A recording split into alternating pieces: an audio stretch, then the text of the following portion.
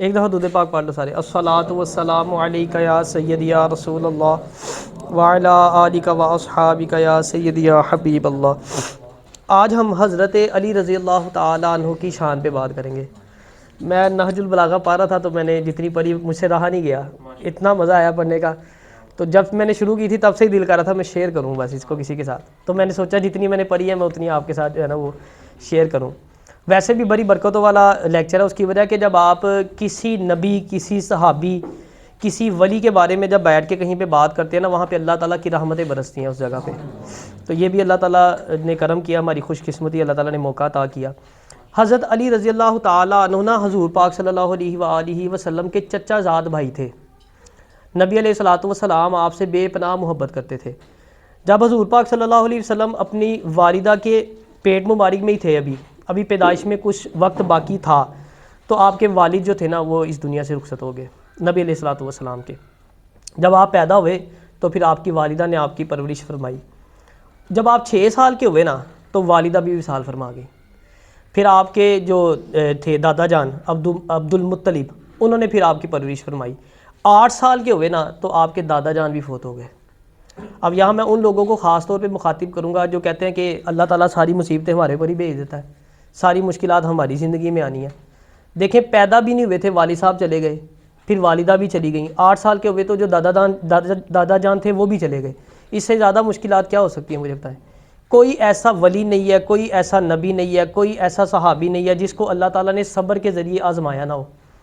لیکن کبھی نبی علیہ الصلوۃ والسلام کی زبان سے نہ شکری نکلی ہو، کبھی نہیں. ہمیشہ آپ نے شکر ادا کیا. آپ ساری رات اتنا لمبا قیام فرماتے تھے نا کہ آپ کی پنڈلیاں مبارک سوج جاتی تھی. حضرت عائشہ صدیقہ رضی اللہ تعالیٰ عنہ نے ایک دفعہ آپ سے عرض کی کہ پیارے آقا آپ تو مطلب کہ معصوم ہیں، کوئی گناہ بھی نہیں آپ سے ہوتا، پھر اتنی مشقت کیوں کرتے ہیں کہ آپ کے پاؤں مبارک سوج جاتے ہیں. آپ نے فرمایا کہ کیا میں اللہ کا شکر گزار انسان نہ بنوں. یہ جو لوگ عافیت میں زندگی گزارتے ہیں نا، جب روز قیامت یہ مصیبت زدہ لوگوں کا اجر دیکھیں گے نا تو تمنا کریں گے کہ کاش ہمارا جسم کینچیوں سے کاٹا جاتا. اتنا اجر ہے یہ تکلیف کا، مصیبت کا، جو مشکلات آتی ہیں. صرف صبر ہے. نہ شکر انسان کو اللہ تعالیٰ پسند نہیں فرماتا. تو ہمیشہ شکر ادا کرنا ہے. یہاں سے یہ سیکھنا ہے آپ نے نبی علیہ الصلوۃ والسلام کی زندگی سے. اچھا آگے چلتے ہیں. پھر آپ کے دادا جان جو تھے وہ عبد المطلب، وہ بھی فوت ہو گئے. اس کے بعد حضرت علی رضی اللہ تعالیٰ عنہ کے والدین نبی علیہ الصلوۃ والسلام کی پرورش فرمائی تھی. ان کے گھر میں آپ جو ہے نا وہ انہوں نے پرورش فرمائی. حضرت علی رضی اللہ تعالیٰ عنہ کی والدہ نے آپ کا نام جو ہے نا وہ زید رکھا تھا، اور والد نے آپ کا نام اسد رکھا تھا. علی کس نے رکھا تھا؟ نبی علیہ الصلوۃ والسلام نے آپ کا نام علی رکھا تھا. یہ بھی آپ کی خوش قسمتی تھی کہ نبی علیہ الصلوۃ والسلام نے خود آپ کا نام رکھا تھا علی. اچھا آپ وہ صحابی ہیں جن کے بارے میں قرآن پاک میں 300 آیات نازل ہوئی ہیں. حضرت علی رضی اللہ تعالیٰ عنہ کے بارے میں 300 آیات نازل ہوئی ہیں. پھر نبی علیہ الصلوۃ والسلام نے ارشاد فرمایا کہ قرآن جو ہے نا وہ حضرت علی رضی اللہ تعالیٰ عنہ کے ساتھ ہے، اور حضرت علی رضی اللہ تعالیٰ عنہ قرآن کے ساتھ ہے. یہ نبی علیہ الصلوۃ والسلام نے ارشاد فرمایا. پھر میرے نبی نے ارشاد فرمایا کہ اے علی جو تجھ سے محبت کرتے ہیں، آپ نے فرمایا تو اور تیرے ساتھی جو تجھ سے محبت کرنے والے ہیں وہ حشر کے میدان میں خوشی خوشی آئیں گے، اور جو تجھ سے بغض رکھتے ہوں گے، تیری نافرمانی کریں گے، تیری بے ادبی کریں گے، وہ ذلیل و خوار کر کے میدان محشر میں پیش کیے جائیں گے. اسی طرح پھر نبی علیہ الصلوۃ والسلام نے ارشاد فرمایا کہ جس کا میں مولا اس کا علی مولا. اچھا جب آپ نے یہ اعلان فرمایا نا تو حارث بن نعمان نامی ایک شخص تک نا جب یہ بات پہنچی، وہ اپنے اونٹ پہ سوار ہو کے نا نبی علیہ الصلوۃ والسلام کے پاس حاضر ہوا. اس نے آگے عرض کی کہ پیارے آقا آپ نے ہمیں نماز کا حکم دیا، آپ نے ہمیں روزے کا حکم دیا، آپ نے ہمیں زکوٰۃ کا حکم دیا، جو آپ نے کہا ہم نے سارا کچھ کیا، لیکن اب آپ نے جو ہے وہ اپنے چچا زاد بھائی کو جو ہے وہ ہم سے زیادہ فضیلت دے دی. اب آپ نے کہہ دیا جس کا میں مولا اس کا علی مولا. اعتراض کیا اس نے. نبی علیہ الصلوۃ والسلام نے کہا کہ خدا کی قسم یہ میرا اعلان نہیں بلکہ یہ رب کا اعلان ہے. یہ رب کا اعلان ہے کہ جس کا میں مولا اس کا علی مولا. یہ نبی علیہ الصلوۃ والسلام نے ان کی فضیلت بیان کی. پھر اچھا اسی طرح پھر نبی علیہ الصلوۃ والسلام نے ارشاد فرمایا کہ میں علم کا شہر ہوں اور علی اس کا دروازہ ہے. اب یہاں پہ ایک اور چیز بھی، علم کا شہر کیوں کہا جانتے ہیں؟ علماء اس کی وضاحت ایسے کرتے ہیں کہ جو گاؤں ہوتا ہے نا، گاؤں میں کچھ چیز ملتی ہے کچھ چیز نہیں ملتی. گاؤں سے ہر چیز تو نہیں ملتی آپ کو، لیکن شہر سے آپ کو ہر چیز مل جاتی ہے. تو نبی علیہ الصلوۃ والسلام کے پاس سے آپ کو کون سی چیز نہیں ملتی؟ اس لیے آپ کو کہا گیا کہ نبی علیہ الصلوۃ والسلام نے ارشاد فرمایا کہ میں علم کا شہر ہوں اور علی جو ہے وہ اس کا دروازہ ہے. جس نے جانا دروازے سے ہی گزر کے شہر میں جانا ہے. اچھا اسی طرح حضرت علی رضی اللہ تعالیٰ عنہ نا ممبر پہ جو ہے وہ جلوہ فروز ہوئے. آپ نے اعلان فرمایا, آپ نے فرمایا پوچھو مجھ سے جو پوچھنا ہے, میں زمین و آسمان کی ہر چیز جانتا ہوں. اچھا جب آپ نے یہ اعلان فرمایا نا, تب مجمع سے نا ایک شخص کھڑا ہو گیا. اس نے پوچھا علی آپ نے کبھی اللہ کو دیکھا ہے, رب کو دیکھا ہے کبھی آپ نے؟ آپ نے فرمایا میں جب نماز پڑھتا ہوں نا ایک سجدہ کرتا ہوں, دوسرا سجدہ میں تب کرتا ہوں جب میں رب کو دیکھ لیتا ہوں. یہاں دل کی آنکھ سے دیکھنا مراد ہے, ٹھیک ہے نا. اچھا اسی طرح جب آپ نے ممبر پہ چڑھ کے اعلان فرمایا نا کہ پوچھو مجھ سے جو پوچھنا ہے, میں زمین و آسمان کی ہر چیز جانتا ہوں, جبرائیل امین نا انسانی روپ میں آیا آپ کے سامنے. آگے پوچھا علی بتاؤ جبرائیل کہاں ہے؟ آپ نے مشرق دیکھا, مغرب دیکھا, شمال دیکھا, جنوب دیکھا, اوپر دیکھا, نیچے دیکھا. آپ نے فرمایا آپ ہی جبرائیل علیہ السلام ہو. اتنا علم تھا آپ کے پاس, اتنا اللہ پاک نے آپ کو جو ہے نا علم سے نوازا تھا. اچھا کسی نے نا آپ سے آپ کی یہ ایکٹیونیس کا راز پوچھا, انہوں نے کہا آپ اتنے حاضر دماغ کیسے ہیں کہ آپ سے کوئی بھی سوال کیا جاتا ہے آپ سوچے بغیر فٹ سے جواب دے دیتے ہیں اور ایگزیکٹ صحیح جواب دیتے ہیں. آپ نے اس سے پوچھا کہ تم یہ بتاؤ تمہارے ہاتھ کی انگلیاں کتنی ہیں, اسی شخص سے پوچھا جس نے سوال کیا تھا. اس نے کہا 5 انگلیاں. آپ نے فرمایا تو نے سوچا کیوں نہیں, تو نے فوراً سے جواب کیوں دے دیا؟ اس نے کہا میرے سامنے ہر وقت میرا ہاتھ رہتا ہے, مجھے پتہ ہے اس کی انگلیاں کتنی ہیں, مجھے سوچنے کی بھی ضرورت نہیں ہے, مجھے دیکھنے کی بھی ضرورت نہیں ہے. آپ نے فرمایا یہی تیرے سوال کا جواب ہے. آپ نے فرمایا جس طرح تیرے سامنے ہر وقت ہاتھ تیرا رہتا ہے نا, تجھے دیکھنے کی ضرورت نہیں ہے, میرے سامنے ہر وقت کائنات, پوری کائنات ایسے ہی رہتی ہے, تو مجھے کیا سوچنے کی ضرورت ہے؟ جو سوال کرے گا, آپ نے فرمایا کہ کائنات سے باہر تو کوئی سوال نہیں ہوگا, تو جو سوال کرے گا وہ کائنات کے اندر سے ہوگا, تو میں تجھے اس کا جواب دے دوں گا. یہ آپ کا علم تھا اتنا. پڑھتے وقت بڑا مزہ ہے, میں نے کہا یار میں نا آپ کے ساتھ شیئر ضرور کروں. اچھا اسی طرح نا پھر کسی نے آپ سے پوچھا کہ آپ کے پاس اتنا نالج کیسے آیا, اتنا علم آپ کے پاس کیسے آیا, کس نے سوال اٹھایا؟ آپ نے پھر اس کا بھی جواب ارشاد فرمایا. آپ نے فرمایا کہ جب نبی علیہ الصلوۃ والسلام اس دنیا سے پردہ فرما گئے, جب آپ کو غسل دینے کی باری آئی نا, تو حضرت علی رضی اللہ تعالیٰ عنہ ارشاد فرماتے ہیں کہ آپ کی نا یہ پلک مبارک ہے, اس کے اوپر کچھ پانی ٹھہر گیا. جب ہم نہاتے ہیں یا منہ دھوتے ہیں پانی تھوڑا رک جاتا ہے نا, آپ نے فرمایا تھوڑا پانی نہ رک گیا اس کے اوپر. آپ فرماتے ہیں میں نے اس پانی کو چوس لیا. آپ فرماتے ہیں جیسے میں نے وہ پانی چوسا نا, تو میرے اندر علم کا سمندر ٹھاٹھے مارنے لگ گیا. پھر آپ مزید آگے بڑھتے ہیں, فرماتے ہیں کہ نبی علیہ الصلوۃ والسلام مجھے اپنے سینہ مبارک پہ سلایا کرتے تھے. پھر آپ فرماتے ہیں کہ آپ نبی علیہ الصلوۃ والسلام مجھے اپنی زبان سے چسایا کرتے تھے, یعنی مجھے اپنا لعاب دہن جو ہے نا وہ عطا کرتے تھے. آپ نے فرمایا یہ لعاب دہن کی برکت تھی کہ میرے پاس اللہ نے مجھے اتنا علم عطا فرمایا کہ جب کوئی عیسائی میرے پاس آتا تھا نا تو میں انجیل سے جواب دیتا تھا, اور جب کوئی یہودی آتا تھا تو توریت سے جواب دیتا تھا, جب کوئی مسلمان آتا تھا تو قرآن سے جواب دیتا تھا. یعنی جس کیٹیگری کا بندہ آ رہا ہے نا اس کو اسی طرح کا آگے سے جواب مل رہا ہے. اتنا آپ کے پاس علم تھا, کہاں سے ملا یہ بھی انہوں نے بتا دیا کہ نبی علیہ الصلوۃ والسلام سے یہ سارا جو ہے نا وہ علم ان کو ملا تھا.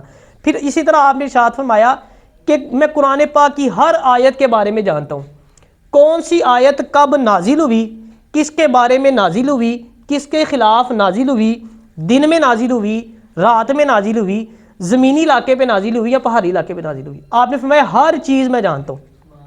اسی طرح جب آپ نے وہ بسم اللہ کے با کی تفسیر فرمائی, پوری بسم اللہ کی بھی نہیں, بسم اللہ کے صرف با کی آپ نے تفسیر لکھنا شروع کی نا, ساری رات گزر گئی تفسیر ختم نہ ہوئی. آپ نے فرمایا اگر مزید رات ہوتی نا تو میں مزید لکھتا. پھر آپ نے مزید ارشاد فرمایا کہ یہ جو سمندر کے اندر ایک قطرہ ہوتا ہے نا, یہ میں نے اتنا بھی نہیں لکھا بھی.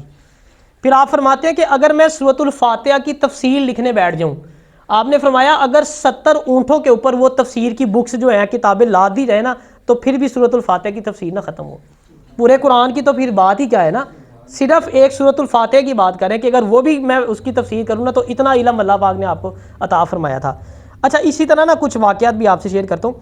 آپ کے دور میں نا 2 عورتوں کے گھر نا بچے پیدا ہوئے. ایک کے گھر جو تھا, یہ فیصلے بھی آپ بڑے بہترین فرمایا کرتے تھے, تو یہ اس سے میں آپ کو شیئر کرنے لگا ہوں. تو 2 عورتوں کے گھر نا بچے پیدا ہوئے, ایک کے گھر بیٹا پیدا ہوا اور ایک کے گھر جو ہے وہ بیٹی پیدا ہوئی. اچھا اب وہ جو رات کا وقت تھا, دونوں بچے ہو گئے ایکسچینج آپس میں, اور رولا پہ گیا.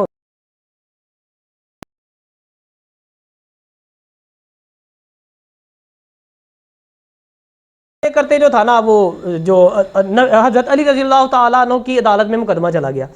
آپ نے فرمایا کہ دونوں عورتوں کو کہو کہ اپنا دودھ دیں تھوڑا تھوڑا. دونوں عورتوں کا دودھ لے کے انہوں نے اس کو پیمائش کی, اس کو تولا, اس کو جس کا ویٹ زیادہ تھا نا آپ نے فرمایا بیٹا اس کو دے دو. پھر قرآن سے اس کی بتایا بھی کہ یہ میں نے قرآن سے اس کا جواب دیا ہے۔ قرآن پاک میں اللہ تعالیٰ ایک آیت کا مفہوم ہے کہ مرد کو اللہ پاک نے عورت پر ہر لحاظ سے فضیلت عطا فرمائی ہے، ایون کہ خوراک میں بھی۔ یعنی یہ اس کی تفسیر اس طرح ہے کہ جو ماں کا دودھ ہوتا ہے نا بیٹے کے لیے، وہ دودھ میں بھی طاقت زیادہ، مرد کی فزیک ایسی ہے نا، اس کو زیادہ طاقت کی ضرورت ہوتی ہے، تو اس کے لیے غذا میں بھی اللہ نے وہ طاقت رکھی ہے، اور جو بیٹی کے لیے جو دودھ ہوتا ہے ماں کا، وہ تھوڑا لائٹ ہوتا ہے کیونکہ اس کو اتنی طاقت کی ضرورت نہیں ہوتی۔ اس طرح آپ نے وہ موقع پہ جو ہے وہ فیصلہ فرمایا اور کہا کہ بیٹی اس کی ہے اور بیٹا اس کا ہے۔ اچھا اسی طرح نا آپ کے دور میں ایک شخص آیا آپ کے پاس، اس نے آ کے سوال کیا، اس نے کہا مجھے 2 حرفی اور فوراً جواب چاہیے۔ جان کے نا لوگ تنگ کرنے کے لیے بھی آتے تھے، کنفیوز کرنے کے، دیکھیں ہم جی پھنسا کے کسی طریقے سے ٹریپ کریں آپ کو۔ انہوں نے کہا جی ہمیں 2 حرفی فوراً جواب چاہیے۔ آپ نے کہا کرو سوال۔ اس نے کہا جی مجھے یہ بتائیں کہ کون سے جانور انڈے دیتے ہیں، کون سے جانور بچے دیتے ہیں۔ آپ نے 2 حرفی پھر جواب بھی دیا۔ آپ نے فرمایا جن کے کان اندر ہیں وہ انڈے دیتے ہیں، جن کے کان باہر ہیں وہ بچے دیتے ہیں۔ ساڈے ورگے پیپر پھاڑ کے لکھنا شروع کر دیا، اے والے انڈے دیتے ہیں تو اے والے بچے دیتے ہیں۔ یعنی اتنا علم تھا آپ کے پاس، فوراً میں نے بتایا نا، حاضر جواب تھے، اتنے حاضر دماغ تھے، فٹ کر کے جواب فوراً اور صحیح ایگزیکٹ جواب دیا کرتے تھے۔ اچھا اسی طرح نا آپ کے دور میں ایک شخص آیا، وہ اس طرح آپ کو مطلب کہ تنگ کرنے کے لیے آیا نا، اس نے آگے کہا کہ سوال کیا، اس نے کہا کہ کتے اور بکری کے ملاپ سے بچہ پیدا ہوا ہے، اب مجھے بتائیں کہ وہ بچہ جو ہے حلال ہے کہ حرام ہے۔ اب پہلی بات تو یہ ہے کہ ہم جنس سے بچہ پیدا ہوتا ہے، غیر جنس سے بچہ پیدا نہیں، تو سائنس بھی یہی کہتی ہے۔ اب وہ تنگ کرنے کے لیے آیا تھا، سوال کر دیا اس نے۔ آپ نے ارشاد فرمایا کہ اس کے سامنے نا پانی رکھ، اگر وہ پانی بکری کی طرح پیتا ہے تو حلال ہے، اور اگر کتے کی طرح چاٹ کے پیتا ہے تو حرام ہے۔ اچھا اس نے کہا، تنگ کرنا تھا نا اس نے کہا میں نے دیکھا ہے کبھی وہ بکری کی طرح پیتا ہے تو کبھی کتے کی طرح چاٹنے لگ جاتا ہے۔ آپ نے فرمایا تو اس کے سامنے گھاس رکھ، اگر وہ گھاس کھاتا ہے تو حلال ہے، اگر گھاس نہیں کھاتا تو حرام ہے۔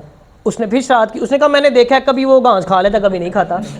اچھا اب پھر آپ نے کہا کہ تو دیکھ کہ وہ اگلے پاؤں کے بل بیٹھتا ہے کہ پچھلے، آپ کو پتا جو بکری کا بچہ ہے وہ اگلے پاؤں کے بل، کتا پچھلے پاؤں کے بل بیٹھتا ہے۔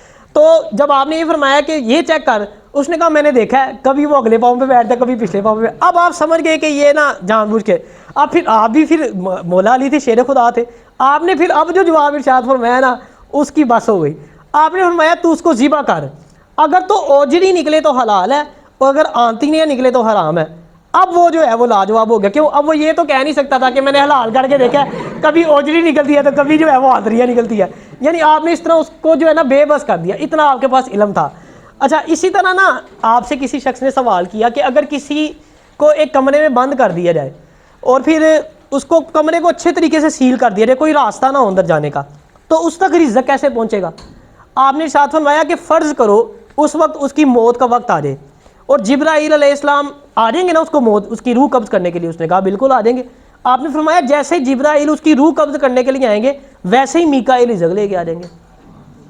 اتنے حاضر جواب ہوتے تھے۔ اسی طرح ایک دفعہ آپ حضرت عمر فاروق رضی اللہ تعالیٰ عنہ اور حضرت ابو بکر صدیق رضی اللہ تعالیٰ عنہ کے درمیان چل رہے تھے، تو حضرت علی رضی اللہ تعالیٰ عنہ کا قد تھوڑا نارمل تھا، تو باقی دونوں جو تھے ان کا قد تھا اونچا، تو انہوں نے نا ویسے مذاق کرتے ہیں نا آپس میں، تو دونوں میں سے کسی ایک نے کہا کہ آپ نا لنا میں نون کی طرح لگ رہے ہیں۔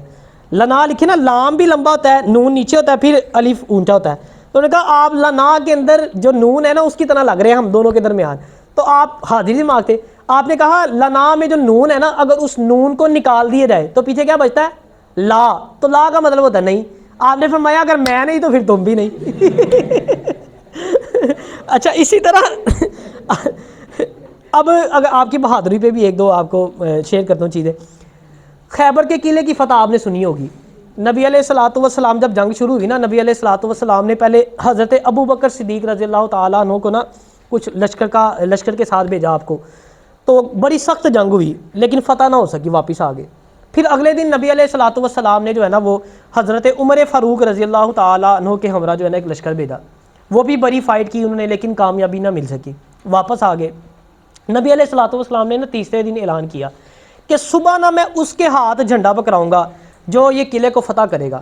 آپ نے فرمایا اس کے ہاتھ جھنڈا پکڑاؤں گا جو اللہ اور اللہ کے رسول سے محبت کرتا ہے اور جس سے اللہ اور اللہ کے رسول محبت کرتے ہیں۔ اب وہ سارے صحابہ جو تھے نا وہ مطلب ہر ایک کی خواہش تھی کہ بھائی، اور ساتھ وہ جستجو بھی تھی کہ پتہ نہیں کس کے ہاتھ جو ہے وہ جھنڈا جائے گا۔ صبح ہوئی نا جب نبی علیہ الصلوۃ والسلام نے حضرت علی رضی اللہ تعالیٰ عنہ کو یاد فرمایا، تو صحابہ نے فرمایا کہ پیارے آقا ان کی تو طبیعت نہیں ٹھیک، ان کی آنکھ میں نا درد ہے، تو نبی علیہ الصلوۃ والسلام نے فرمایا لے کے آؤ علی کو لے کے آؤ۔ جب حضرت علی رضی اللہ تعالیٰ عنہ آئے تو آپ نے اپنا لواب دہن نہ ان کی آنکھ مبارک پہ لگایا، آپ کی آنکھ بالکل ٹھیک ہو گئی، آپ نے ان کے ہاتھ جھنڈا دیا اور ان کو بھیج دیا۔ اچھا اب جب قلعے کے باہر پہنچے نا، وہاں جا کے آپ نے فتح کا جھنڈا بلند کیا، باہر شور مچا تو وہ کفار نے جب دیکھا اوپر سے کہ بھائی کون ہے، تو انہوں نے آواز لگائی بھی کون ہے جی جس نے آتے ساتھ ہی جو ہے وہ فتح کا جھنڈا بلند کر دیا۔ آپ نے فرمایا میں علی ہوں، علی رضی اللہ تعالیٰ عنہ۔ جب انہوں نے نام سنا نا ان کے رنگ اڑ گئے، انہوں نے کہا پہلے تو آئے تھے جو آئے تھے، اب ہماری بچت نہیں ہوئی، اب مشکل کام ہو گیا۔ اچھا اس قلعے کا نا ایک کمانڈر جو مین تھا بہادر، اس کا نام تھا مرحب۔ اچھا اس کا ایک بھائی بھی تھا حارث، اس نے پہلے اپنے بھائی کو، وہ بھی بڑا مشہور تھا، مطلب بہادر میں بڑا مشہور تھا حارث، اس نے پہلے اپنے بھائی حارث کو بھیجا مقابلے کے لیے نا، اس نے جا کے میدان میں للکارا حضرت علی رضی اللہ تعالیٰ عنہ کو کہ آؤ بھائی میرے سامنے مجھ سے مقابلہ کرو۔ حضرت علی رضی اللہ تعالیٰ عنہ نے نا 2 ساتھی بھیجے اپنے، دونوں نے جنگ کی لیکن وہ شہید ہو گئے، دونوں شہید ہو گئے۔ پھر حضرت علی رضی اللہ تعالیٰ عنہ خود میدان میں اترے، آپ نے ایک وار کیا اور اس کے 2 ٹکڑے کر دیے۔ اب جو مرحب تھا نا مین جو ان کا کمانڈر تھا جس سے سارے خوف کھاتے تھے، اب اس کو بڑا غصہ چڑھا کیونکہ ویسے ہی اس کا بھائی تھا، وہ پھر خود میدان میں اترا، آتے ساتھ ہی وہ پھڑیاں نہیں مارتے میں یہ تو میں وہ، اس نے کہا مجھ سے پورا قلعہ ڈرتا ہے، مجھ سے سارے خوف کھاتے ہیں، میرے قریب کوئی نہیں آتا، جو جو وہ اپنی تعریفیں کر سکتا تھا اس نے اپنی تعریفیں کی۔ حضرت علی رضی اللہ تعالیٰ عنہ نے ارشاد فرمایا کہ میں زیادہ باتیں تو نہیں کروں گا، میں تو اتنا بتا دوں کہ میری ماں نے میرا نام حیدر رکھا ہے۔ آپ نے فرمایا میں شیر کی طرح روبدار ہوں۔ آپ نے فرمایا تو میرے پنجے سے پنجہ لڑا، اگر میں نے تجھے دن میں تارے نہ دکھا دیے تو میرا نام علی نہیں ہوگا، تو مجھے نبی علیہ الصلوۃ والسلام کا دماد نہ کہنا۔ پھر جب وہ میدان میں آیا نا، آپ نے ایک وار کیا اس کے 2 ٹکڑے کر دیے، اور کہتے ہیں اس مرحب کے اندر 1000 بندوں کے برابر طاقت تھی۔ تو پھر آپ اندازہ لگائے شیر خدا رضی اللہ تعالیٰ عنہ میں کتنی طاقت ہوگی۔ پھر جب وہ مر گیا نا، پھر باقاعدہ جنگ شروع ہو گئی، باقی فوجی آگے لڑائی شروع ہو گئی۔ آپ کے ہاتھ میں جو آپ کا وہ ڈھال تھی نا وہ گر گئی کہیں پہ، گم ہو گئی، ملی نہیں۔ کافی دیر تو آپ اسی طرح لڑتے رہے، اب پھر وہ ڈھال کی ضرورت پڑی، آپ نے خیبر کا دروازہ جس کے بارے میں کہا جاتا ہے کہ 70 افراد مل کے بھی اس دروازے کو نہیں اٹھا سکتے تھے، اس کا ویٹ جانتے کتنا تھا؟ کتنا ہوگا اندازہ بتائیں، زیادہ سے زیادہ کتنا ہوگا؟ 36,000 من اس کا ویٹ تھا۔ 36,000 من، ایک من میں کتنے کلو ہوتے ہیں؟ تو 36,000 من، کیلکولیٹر کٹو لگ پتہ جائے گا۔ آپ نے ایک ہاتھ سے اس کو اکھاڑا، اور نہ صرف یہ کہ اکھاڑ کے اس کو سائڈ پہ رکھ دیا، آپ نے پکڑا اس کو ڈھال بنائی۔ آپ نے وہ ارطغرل غازی والا ڈرامہ دیکھا ہوگا، ایک ہاتھ میں تلوار پکڑی ہوتی ہے، ایک ہاتھ میں وہ ڈھال پکڑی ہوتی ہے جس سے وہ اپنے آپ کو بچاتے ہیں۔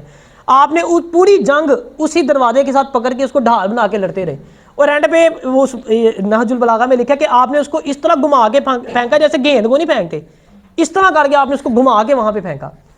پوری جنگ آپ نے اس کے ساتھ ڈھال بنا کے، اتنی اللہ پاک نے آپ کو، ایسے تو نہیں کہتے تھے شیر خدا کہ اللہ کا شیر، اتنی آپ کو اللہ پاک نے طاقت عطا فرمائی تھی۔ پھر جنگ بدر کے موقع پہ نا 70 افراد جو ہے نا وہ ہلاک ہوئے تھے، اس میں سے 35 صرف حضرت علی رضی اللہ تعالیٰ عنہ نے اکیلے نے مارے تھے، باقی جو 35 ہے نا وہ سارے صحابہ نے مل کے قتل کیے تھے، صرف 35 حضرت علی رضی اللہ تعالیٰ عنہ نے اکیلے نے جو ہے وہ گرا دیے تھے نیچے۔ اب یہاں پہ پھر مجھے وہ لاسٹ پہ شعر یاد آیا تھا نا شاعر کا کہ یہ شان ہے خدمت گاروں کی، سرکار کا عالم کیا ہوگا۔ اب یہ علم کی یہ طاقت اور یہ علم حضرت علی رضی اللہ تعالیٰ عنہ کا ہے، تو جہاں سے ملا ادھر کیا عالم ہوگا، پھر وہ طاقت کیا ہوگی اور وہ علم کیا ہوگا۔ یہاں علم جو ہے وہ آپ سنتے ہیں تو آپ کا دل خوش ہو جاتا ہے، ایک دم ایمان تازہ ہو جاتا ہے۔ اللہ تعالیٰ ہمیں بھی ان کے نقشے قدم پہ چلنے کی توفیق عطا فرمائے۔